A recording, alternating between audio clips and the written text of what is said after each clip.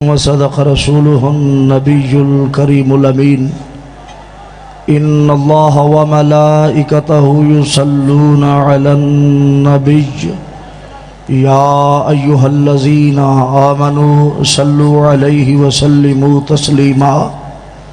سارے احباب محبت سے پڑھیے اللہم صلی علی سیدنا و مولانا محمد النبی الأمی وازواجہ امہات المؤمنین وذریتہ وعطرتہ کما صلیت علی ابراہیم وعلی آل ابراہیم انکا حمید مجید۔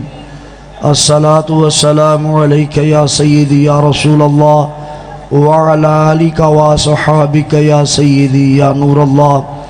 مولا صلی وسلم دائما ابدا علی حبیبک خیر الخلق کلہم۔ اللہ جل جلالہ وعمن والوں کی حمد و ثنا حضور نبی کریم صلی اللہ علیہ وآلہ وسلم کے دربار گہربار میں ہدیہ درود و سلام عرض کرنے کے بعد مقتدر شہزادگان مخدوم اہل سنت اور دیگر محتشم سامعین، آج حضور سیدنا سراج السالکین حضور قبلہ محمد عبداللہ المعروف پیر بارو کریم رحمۃ اللہ تعالی علیہ مخدوم اہل سنت عمدۃ الواصلین حضور سیدی و مرشدی قبلہ خواجہ فقیر محمد رحمۃ اللہ تعالی علیہ کے عرس سراپہ قدس کا تیسرا دن ہے۔ دعا ہے اللہ جل مجدہ ہم سب کی حاضری اپنی بارگاہ میں قبول و منظور فرمائے۔ اللہ تعالیٰ آنے والے جملہ احباب کو شیخ طریقت کے در کا فیضان نصیب فرمائے۔ محتشم سامعین، ان نورانی محافل کے انعقاد کا مطلب اور مقصد آنے والے احباب کی تربیت کرنا، عقائد صحیحہ کی تعلیم دینا اور اعمال صالحہ کی رغبت دلانا۔ تو اللہ جل شانہ نے قرآن مجید فرقان حمید میں ارشاد فرمایا فَلْيَحْذَرِ الَّذِينَ يُخَالِفُونَ عَنْ أَمْرِهِ، کہ جو لوگ اللہ تعالیٰ کے رسول کے حکم کی مخالفت کرتے ہیں انہیں دو چیزوں سے ڈرنا چاہیے۔ پہلا ان تصیبہم فتنہ، جو رسول اللہ صلی اللہ علیہ وآلہ وسلم کے حکم کی مخالفت کرتے ہیں انہیں دنیا میں فتنہ پہنچے گا اور آخرت میں ان کو عذاب علیم پہنچے گا۔ اب اس فتنہ سے کیا مراد ہے؟ علماء مفسرین نے متعدد تفاسیر بیان فرمائی ہے۔ ان میں سے پہلی تفسیر حضرت سیدنا عبداللہ ابن عباس رضی اللہ تعالی عنہما ارشاد فرماتے ہیں کہ لوگوں الفتنۃ ہاہنا القتل، کہ یہاں فتنہ سے مراد قتل و غارت ہے۔ جب کلمہ پڑھنے والے اپنے نبی علیہ السلام کے حکم کی مخالفت کریں گے، اپنے نبی پاک صلی اللہ علیہ وآلہ وسلم کی سنت سے منہ موڑیں گے، آقا علیہ الصلوۃ والتسلیم کی سیرت مقدسہ کو پشت کریں گے، آقا علیہ السلام کی بات کو نہیں مانیں گے، تو ان کے اندر قتل و غارت بپا ہوگی اور ہر جگہ ذلت اور رسوائی ہوگی۔ یہ ساری مصیبت نبی پاک علیہ الصلوۃ والتسلیم کی بات نہ ماننے کی وجہ سے آئے گی۔ دوسری تفسیر حضرت عطا ارشاد فرماتے ہیں کہ الفتنۃ ہا ہونا الزلازل والاحوال، کہ لوگوں جب لوگ نبی پاک صلی اللہ علیہ وآلہ وسلم کی بات کو نہیں مانیں گے، آقا علیہ السلام کے حکم کی مخالفت کریں گے، اس وقت زلزلے آئیں گے، ہولناکیاں طاری ہوں گی، لوگ خوف زدہ ہوں گے۔ یہ نحوست کیوں طاری ہوگی؟ کیونکہ جب کلمہ پڑھنے والے اپنے نبی کی بات کو نہیں مانیں گے۔ آج دیکھ لیں، بظاہر کلمہ بھی پڑھتے ہیں، اپنے آپ کو مسلمان اور مومن بھی کہتے ہیں، لیکن نبی پاک صلی اللہ علیہ وآلہ وسلم کی سنت پر عمل پیرا ہونے سے کنی کتراتے ہیں، آقا علیہ السلام کی سنت کا مذاق اڑاتے ہیں۔ پھر اس کے بدلے میں آتا کیا ہے؟ رب کا قرآن کہتا ہے ان تصیبہم فتنہ، یعنی ان پر پھر زلزلے آئیں گے اور ان کو دشمن کا خوف ہر وقت جناب اللہ खड़का दड़का उसका रहेगा, दुश्मन से भी ये डरते रहेंगे। कौम बहादुर तब होती है जब अपने नबी आखिरुज़्ज़मान की हर कौल पे अमल करती है। और तीसरी तफसीर हज़रत सैयदना इमाम जाफ़र सादिक रज़ियल्लाहु ताला अन्हु ने फरमाई, आपने फरमाया यहाँ फितना से मुराद सुल्तानुन जायरुन युसल्लितु अलैहिम, वो जालिम हुक्मरान हैं कि जब ये लोग अपने नबी अलैहिस्सलाम के हुक्म को नहीं मानेंगे, अपने नबी अलैहिस्सलाम की बात को नहीं मानेंगे, नबी आखिर ज़मान की जनाब सुन्नत पे अमल पैरा नहीं होंगे, अपने नबी अलैहिस्सलाम की सीरत को छोड़ेंगे, आका अलैहिस्सलाम के अमल को छोड़ेंगे, उस वक़्त इन पर क्या नाजिल होगा? सुल्तानुन जायरुन युसल्लितु अलैहिम, जालिम हुक्मरान इन पर मुसल्लत कर दिए जाएंगे। कभी महंगाई आएगी, कभी वो कोई फितना छोड़ेंगे, ये धाड़े मारेंगे, चीखेंगे, चलाएंगे, लेकिन हुक्मरान इनकी कोई बात मानने के लिए तैयार नहीं होंगे। ये सारी मुसीबतें क्यों आएंगी? जब ये कलमा पढ़ने वाले अपने नबी अलैहिस्सलाम की बात को नहीं मानेंगे। लिहाजा अगर ज़ल्ज़लों से बचना चाहते हो, कत्लो गारत से बचना चाहते हो, अगर तुम जनावला जालिम बादशाहों से बचना चाहते हो, तो उसका एक ही तरीका है कि अपने नबी अलैहिस्सलाम की सुन्नत पे अमल करो। जो नबी अलैहिस्सलाम ने तुम्हें हुक्म इरशाद फरमाया है, उस हुक्म पे अमल पैरा हो जाओ। अल्लाह तबारक व तआला तुम्हें दारैन की साथ अता फरमाएगा। आखिरी तफसीर इसकी बयान करते हुए बाज़ मुफस्सिरीन ने फरमाया कि अत्तबु अलल क़ुलूब बेशऊम मुखालफतिर रसूल, हजूर अलैहिस्सलातो तस्लीम के हुक्म की मुखालफत की नहूसत की वजह से दिलों के ऊपर मोहर लग जाएगी। फिर हलाल और हराम का पता नहीं चलेगा, फिर छोटे बड़े का हया और तमीज़ नहीं रहेगी, फिर दीन मतीन और तालीम इस्लाम की कदर व मंज़लत की पहचान नहीं होगी। ये सारी पहचान तब आएगी, इल्म का पता जब चलेगा, सहाबा की अज़मत ज़हन में तब आएगी, आले बैत तहार की अज़मत दिल में तब आएगी, औलिया कामिलीन की ताज़ीम व तकरीम तब होगी, उलमा की शान का पता तब चलेगा जब ये कलमा पढ़ने वाले लोग अपने मोहम्मद अरबी सल्लल्लाहु अलैहि वसल्लम की हर सुन्नत पे अमल करेंगे, आका अलैहिस्सलाम के हुक्म को मानेंगे। हुक्म किस तरह मानना है? मिशकातुल मसाबी की हदीस पाक है, हुजूर नबी पाक अलैहिस्सलाम का ये मुबारक तरीका था कि जब कहीं सफर पे जाते तो सबसे आखिर में सैयदा तैयबा ताहिरा सैयदा फातिमा ज़हरा के घर तशरीफ ले जाते। जब सफर से वापसी होती तो सबसे पहले सैयदा तैयबा ताहिरा के घर में तशरीफ लाते। एक मरतबा सफर से वापस आए, सैयदा ज़हरा पाक रज़ियल्लाहु ताला के दरवाजे पे आके वापस तशरीफ ले गए। अंदर तशरीफ फरमाना हुए, सैयदा ज़हरा पाक से मुलाकात न की, इमाम हसन व हुसैन रज़ियल्लाहु अन्हुम अजमाइन से आपकी मुलाकात ना हुई। सैयदा ज़हरा को पता चल गया कि नबी अलैहिस्सलाम क्यों वापस गए। आपको पता था आका अलैहिस्सलाम को तस्वीर से नफरत है, आपके दरवाजे पे पर्दा लगा हुआ था, उस पे तस्वीरें लगी हुई थी। जनाब हसन व हुसैन के हाथ में चांदी की दो छोटी छोटी कड़ियाँ थी। आपको पता चल गया ये काम सही नहीं है, नबी अलैहिस्सलाम को ना पसंद है, ना आप तस्वीर पसंद करते हैं, ना आप चांदी की कड़ियां पसंद करते हैं। आप रज़ियल्लाहु ताला अन्हु को मिजाज रसूल का जब पता चला, नबी पाक अलैहिस्सलाम के नाने का जब पता चला, तो आपने फौरन ही पर्दा उतार दिया, हसनैन करीमैन तैयबैन तहरैन की कड़ियां भी हाथों से उतार दी। कड़ी क्योंकि हुजूर अलैहिस्सलाम को पसंद नहीं है। आज हर चौथा जवान हाथ में उसने कड़ी या कड़ा पहना हुआ है, किसी ने जंजीर लटकी हुई है, किसी ने उसके ऊपर थेड़वे लगाए हुए हैं, किसी ने 4-4 5-5 अंगूठियां पहनी हुई है। अरे सुनियो, गैरों की इत्तिबा क्यों करते हो? जब हुजूर अलैहिस्सलाम की सुन्नत एक अंगूठी है, तुम कई क्यों पहनते हो? जब हुजूर अलैहिस्सलाम को कड़ी से नफरत है, तुम क्यों पहनते हो? जब हसनैन करीमैन के लिए आका ने पसंद नहीं फरमाई, तुम्हारे लिए आका अलैहिस्सलाम कब पसंद फरमाएंगे? जी ये कड़ी शाहबाज कलंदर की है, ये जनावला अंगूठी सुल्तान बाहू की है, ये सखी शाहबाज कलंदर की जनावला तरफ से हमला है। जरा पूछो उस शाहबाज कलंदर से, जरा पूछो उस सुल्तान बाहू से, रहमतुल्लाह अलैहि अजमाइन, पूछो औलिया कामिलीन से, जिनके दर से ये तुम कड़ी और कड़ा लेकर आ रहे हो, उनसे तो पूछो कि ऐसे बेमजार बताओ तुम्हारी तालीमात क्या है?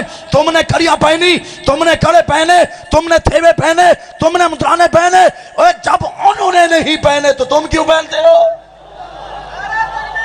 अल्लाहु अकबर।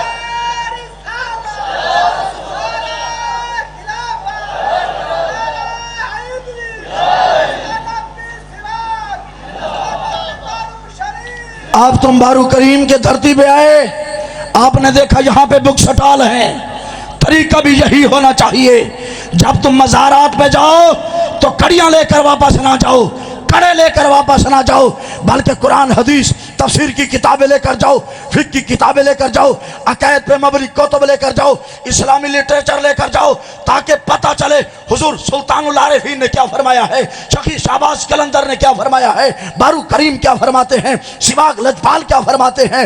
جب امام الانبیاء نے امام حسن اور حسین کے لیے کڑی ناپسند کی ہے تو تمہارے لیے بھی ناپسند ہے۔ سیدہ زہرا پاک کو پتہ چل گیا حضور علیہ السلام اس گھر میں تشریف فرما نہیں ہوں گے جس گھر کے اندر تصویریں لگی ہوئی ہوں، ان سے ملاقات نہیں کرتے جن کے ہاتھوں میں کڑیاں اور کڑے ہوں۔ حضور علیہ السلام کی شہزادی نے وہ کڑیاں صرف اتاری نہیں، مشکات المصابیح کی حدیث پاک ہے، سرکار نے اتار کے توڑ موڑ دی، سیدہ زہرا پاک نے توڑ دی تاکہ یہ دوبارہ نہ پہنے، آقا کی ناراضگی کا باعث نہ بنے۔ جب حسنین پہنے تو سرکار ناراض ہوتے ہیں، 15 صدیاں بعد کوئی پہنے تو کیا سرکار راضی ہوں گے؟ یہ ساری نحوستیں کیوں آ رہی ہیں؟ آج مدارس اور مساجد کا نظام درست نہیں، کوئی اگر مدرسہ ہے تو دکانداری تک محدود، مسجد ہے تو صرف امامت تک محدود۔ خبردار، ان مساجد اور مدارس کو دکانداریاں نہ بناؤ۔ جس مقصد کے لیے اسلاف نے تمہارے حوالے کیے اس مقصد کو حاصل کرنے کی کوشش کرو۔ اگر مدرسے مضبوط ہوں گے، سنت کا درس قوم تک پہنچے گا، قرآن حدیث کی تعلیم ان کے قلوب و اذہان کو منور کرے گی، پھر یہ مندریاں اور تھیوے بھی نہیں رہیں گے، یہ کڑیاں اور کڑے بھی نہیں رہیں گے، رافضیت اور خارجیت بھی نہیں رہے گی، ہر طرف والے سنت و جماعت کا بول بالا ہو جائے گا۔ ہمارے پیر کامل نے درس یہی دیا ہے کہ اے لوگوں، فتنوں سے بچو، عقائد باطلہ سے بچو، جہالت سے بچو، بد عقیدگی سے بچو، بد مذہبی سے بچو، بد عمالی سے بچو۔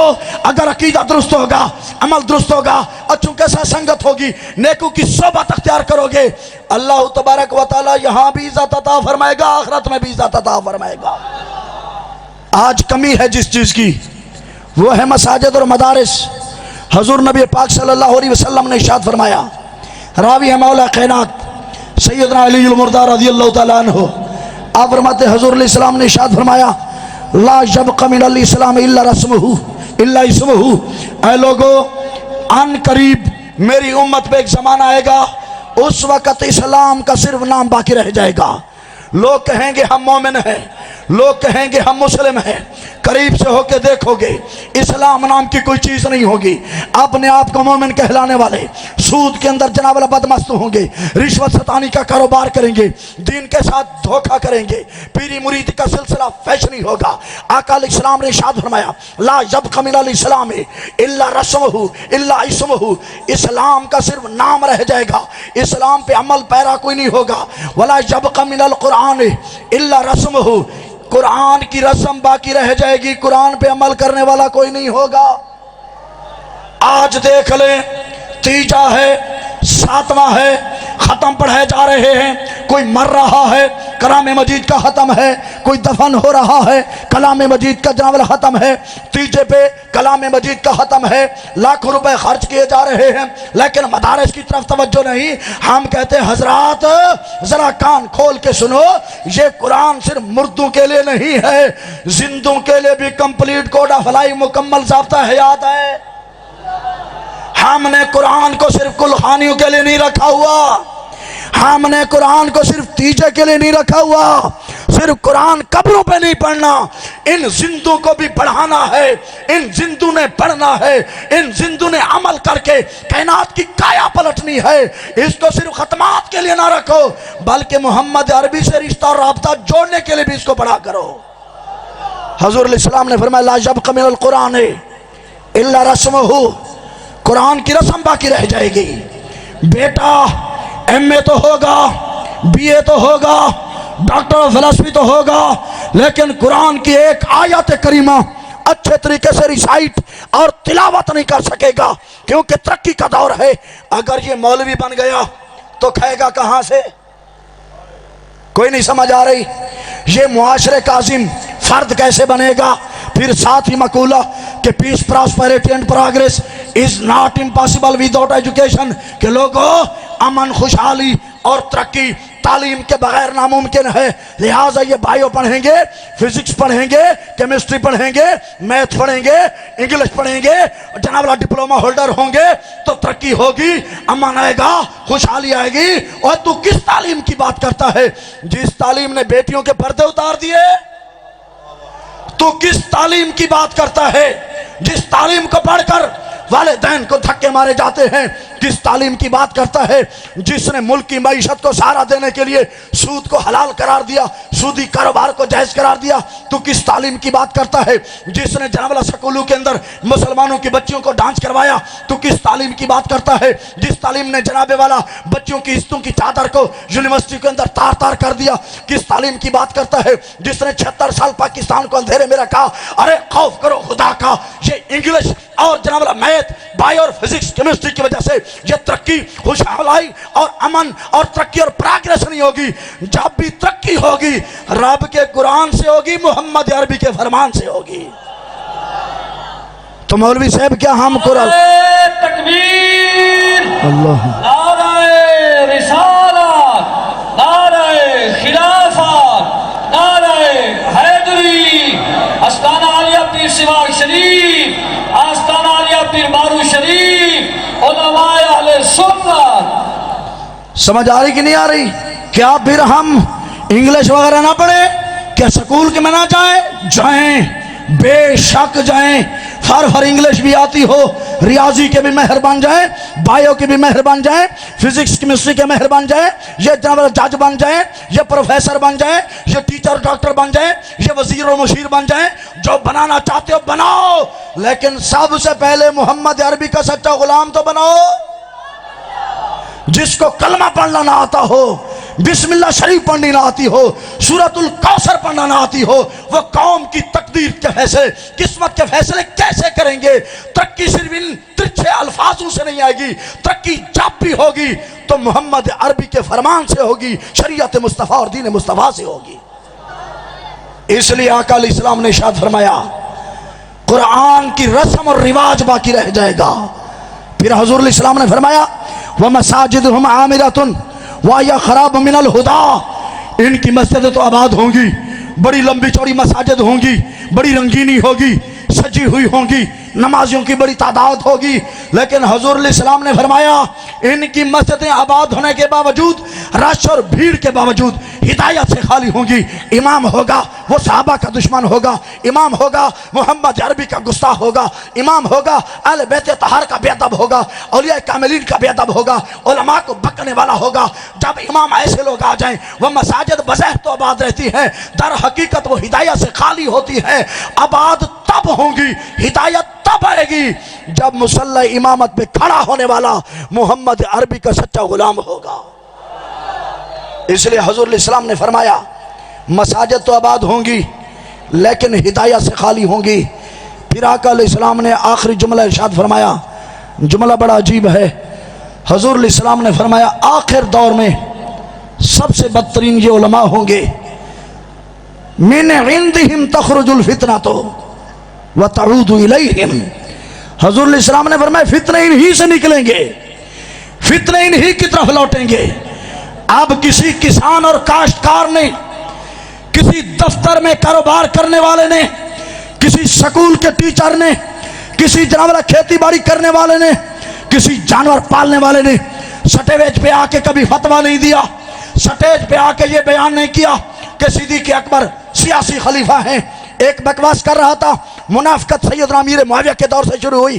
یہ باتیں ان پڑھ اور جاہل تو نہیں کہتے، اپنے آپ کو عالم کہنے والے، لوگوں کے ایمان سے کھلواڑ کرنے والے یہی لوگ ہیں۔ یہ علماء شیاطین ہیں، علماء سو ہیں، علماء ربانیین اور ہوتے ہیں۔ آقا علیہ السلام نے فرمایا ان علماء سو اور علماء شیاطین کا زور ہوگا، فتنے بپا ہوں گے، فتنے نکلیں گے بھی انہی سے، گھسیں گے بھی انہی کی طرف اور لوٹیں گے بھی انہی کی طرف۔ لیکن آپ نے تمیز کرنی ہے عالم سو کون ہے اور عالم ربانی کون ہے، بدعقیدگی کی طرف کون لے جا رہا ہے، سیاحت عقیدہ کی رغبت کون دلا رہا ہے۔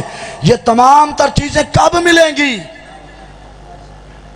جب ہمارے مساجد اور مدارس آباد ہوں گے، جب مدرسے کی چٹائیوں پہ بیٹھنے والے علماء اور مدرسین غیرت مند ہوں گے، یہ ان کو بڑی اہم باتیں پڑھائیں گے، عقائد و نظریات پختہ کریں گے، اعلیٰ حضرت کے لٹریچر کی طرف رغبت دلائیں گے، سب سے بڑا کام اس مقصد کے لیے جو ہوا وہ آستانہ عالیہ پیر بارو شریف سے ہوا۔ آج دیکھ لیں کسی پہ تان نہیں، کہیں پہ گھوڑے بندھے ہوئے ہیں، کسی نے کتے رکھے ہوئے ہیں، کسی کو بلڈنگ کا شوق ہے تو کسی کو لگژریز اور مرسڈیز گاڑیوں کا شوق ہے۔ ہمارے شیخ طریقت کو شوق ہے کتابوں کا شوق ہے یا مدارس کا شوق ہے؟ لائبریری دیکھ لیں تو سبحان اللہ، وطن عزیز کی بڑی بڑی درگاہوں پہ جائیں، درسگاہوں میں جائیں، اتنی عظیم لائبریری آپ کو نہیں ملے گی۔ اتنے وسیع اور عریض رقبہ کے اندر جب مشتمل یہ عظیم الشان درسگاہ، یہ اس بات کا منہ بولتا ثبوت ہے کہ لوگوں، خانقاہ اور مدرسہ یہ لازم ملزوم چیزیں ہیں۔ اس پیس کے پاس جاؤ، اس شیخ پہ کے پاس جاؤ، اس مرشد کریم کے پاس جاؤ جو تمہارا ظاہر بھی سنوار دے، تمہارا باطن بھی سنوار دے۔ مدارس کی دنیا سے جس کا تعلق ہو، دن رات شیخ کو تڑپ ہے اسی چیز کی۔ جب مدرسۃ البنین آپ نے دیکھا یہ طلباء پڑھنے والے، یہ عالم دین بن رہے ہیں، مصطفیٰ کریم علیہ السلام کے غلام بن رہے ہیں، بیبیوں کے اندر اس چیز کی کمی ہے، پھر گھر کے گھر برباد ہو رہے ہیں، بد مذاہب عورتوں کی ٹیمیں تیار کر کے مختلف گھرانوں کو برباد کر رہے ہیں۔ تو آپ نے قدم اٹھایا کہ عظیم الشان مدرسہ للبنات بھی بنانا چاہیے، جس میں سیرت عائشہ صدیقہ، سیرت زہرا پڑھائی جائے، عقائد اہل سنت ان کو سکھائے جائیں تاکہ بڑے بڑے خاندان درست رہیں۔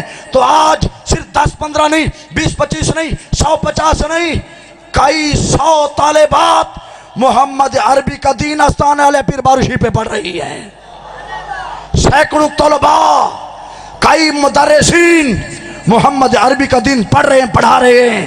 یہ ساری رغبت کہاں سے آئی؟ یہ رونق کہاں سے آئی؟ کیونکہ بیٹھنے والے سجادہ نشین خود عالم بھی ہے، مدرس بھی ہیں، مبلغ بھی ہیں، مرشد بھی ہیں۔ نہیں سمجھ آ رہی؟ میدان عمل کے مجاہد عظیم بھی ہیں۔ اگر سٹیج پہ آ جائیں تو خطاب عجیب، مصلی پہ آ جائیں تو عبادت عجیب۔ کوئی نہیں سمجھ آئی؟ ساری صفات کے حامل، ساری خوبیوں کو یکجا کرنے والے یہ عجیب و غریب اور عظیم شیخ ہیں۔ کسی کے پاس مصلی ہے تو علم نہیں ہے، علم ہے تو مصلی نہیں ہے، مصلی ہے تو مدرسہ نہیں ہے، مدرسہ ہے تو میدان نہیں ہے، میدان ہے تو عقائد و نظریات کی طرف توجہ نہیں۔ آپ جناب اللہ جس طرح بھی نگاہ اٹھائیں گے مصلی کو دیکھیں گے آباد نظر آئے گا، مسجد کو دیکھیں گے آباد نظر آئے گی، مدرسے کو دیکھیں گے آباد نظر آئیں گے، علماء کو دیکھیں گے خوش نظر آئیں گے، طلباء کو دیکھیں گے خوش نظر آئیں گے، سٹیج کو دیکھیں گے آباد نظر آئے گا، میدان کو دیکھیں گے رون کے نظر آئیں گی، برادران کو دیکھیں گے مصلی تدریس میں بیٹھ کے محمد عربی کا دین پڑھا رہے ہوں گے، قرآن پڑھا رہے ہوں گے۔ ہر صوبے کے اندر جاؤ، آپ کے جناب مبرزین، آپ کے معتقدین، آپ کے متوسلین، آپ کے برادران نے بڑے بڑے مدرسے بنائے ہوئے ہیں۔ یہ بہاریں کیوں آئیں؟ اس لیے آئیں کہ شیخ و شوق کی شریعت مطالعہ کا ہے۔ تو اب ہمارا بھی حق بنتا ہے کہ ہم اپنے مرکز کو مضبوط رکھیں۔ خدا کی قسم یہ واقعتاً عظیم روحانی اور جناب عظیم علمی مرکز ہے۔ روحانیت کی بہاریں بھی یہاں پہ نظر آتی ہیں، علم کی بہاریں بھی یہاں پہ نظر آتی ہیں۔ اگر اپنی پچھلی سائڈ پہ جائیں تو عظیم الشان جامع نظر آئے گا، کئی مدرسین مصلی تدریس کی سینت نظر آئیں گے، سینکڑوں کی تعداد میں پڑھنے والے طلباء، پھر ان کی خوراک کا اہتمام، ان کے لباس کا اہتمام، ان کی آسائش کا اہتمام ایسا عجیب، اتنا عظیم کہ اس کی کہیں پہ مثال نہیں ملتی۔ یہ پھر اس طرح آبادی نہیں ہوگی، آبادی تب ہوگی جب آپ حضرات کا تعاون بھی ساتھ ہوگا۔ اچھا آپ حیران ہوں گے کہ آمد تو بڑی ہے، ذہن میں رکھنا ہم جو مشائخ کو نذرانے پیش کرتے ہیں، ہم تو نہیں دیتے، ہم تو کھانے والے ویسے جو دیتے ہیں، عرض کر رہا ہوں، جو نذرانے پیش کیے جاتے ہیں ان کا مطلب یہ ہوتا ہے کہ شیخ کو نذرانے دیے جائیں، جہاں آپ مناسب سمجھیں وہاں پہ خرچ کریں، اور جو لوگ مستحق ہوں ان پہ خرچ کریں. لیکن بعض لوگوں نے اس کو جائیداد سمجھ لیا کہ بس ہم نے سب کچھ اپنے اوپر خرچ کرنا ہے. آپ کی سرپرستی میں چلنے والے کئی مدارس پنجاب اور بیرون پنجاب کے اندر، پورے ملک کے اندر جو جال بچھا ہوا ہے، شیخ طریقت کو نذرانے ملے، کسی نے گندمان کے دی، کسی نے کھالیں دی، کسی نے چنے اور چھولے دیے، کسی نے نقدی پیش کی. خدا کی قسم صرف جناب اللہ اس کو جمع کر کے اپنے پاس نہیں رکھا. میں کئی مدارس کی مثالیں دے سکتا ہوں، کئی مساجد آپ کو بتا سکتا ہوں، کئی علماء کے نام اور جو اس وقت یہاں پہ موجود ہیں. کوئی جناب اللہ ڈالا بلوچستان جا رہا ہے، کوئی ڈالا موسیٰ شریف جا رہا ہے، کوئی بلوچستان جا رہا ہے، کوئی سندھ کی طرف جا رہا ہے، کوئی لیا کی طرف جا رہا ہے، کوئی کروڑ کی طرف جا رہا ہے، کوئی مظفر گڑھ کی طرف جا رہا ہے. کیوں؟ حضرت اپنے پاس رکھو. آپ نے فرمایا ہرگز نہیں، ہم جائیدادیں بنانے کے لیے نہیں ہے، ہم جناب اللہ مال کو جمع کرنے کے لیے نہیں ہے. مخلوق خدا نے دیا، اہل سنت و جماعت نے ہمیں امین سمجھ کے سارا کچھ ہمارے ہاتھ پہ رکھا. جتنے تک میں زندہ ہوں اس کی تقسیم میں مدارس میں کرتا رہوں گا. اگر اس بات میں مبالغہ ہو، 1% میں نے جناب اللہ اپنی طرف سے کہا ہو تو میرا گریبان حاضر ہے. خدا کی قسم اگر کسی مدرسے میں پنکھے نہ ہوں تو پنکھے لگوا کے دیتے ہیں، کئی مدرسین کی کمی ہو تو مدرس دیتے ہیں، تنخواہ کی کمی ہو تو تنخواہ دیتے ہیں، لنگر کی کمی ہو تو گندم مہیا کرتے ہیں، دالوں کی کمی ہو تو دالیں عطا فرماتے ہیں. جس چیز کی کمی ہو وہ ہر عالم دین تک جناب اللہ آپ پہنچاتے ہیں. تو ہم سنیوں کا حق بھی بنتا ہے جب ایک مرکز ہے تو اپنے مرکز کو بھی مضبوط رکھیں. آخر تک ذرا سبحان اللہ کہہ دیجئے. بات اگر سچ ہے تو آخر تک ہاتھ بلند کر کے کہہ دیجئے. بات بالکل درست ہے، اس میں مبالغہ نہیں.